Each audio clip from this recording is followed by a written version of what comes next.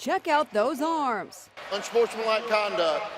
Defense. Football referee Mike DeFee finds himself an overnight sensation after Monday night's national championship game. He definitely spent a little extra time this week in there on the curls. There's no question about it. Viewers couldn't get enough of those bulging biceps. Social media went wild. I can't pay attention to what the ref is saying. I'm focusing on his arms, went one tweet.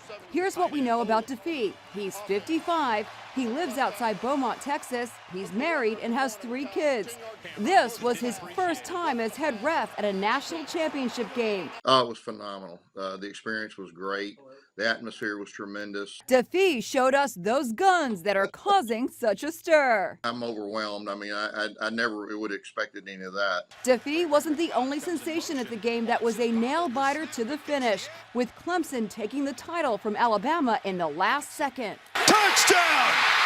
Sophomore Christian Wilkins did some amazing splits as he celebrated the win. Clemson has earned the right to celebrate, dance the dance of champions. Oh, whoa!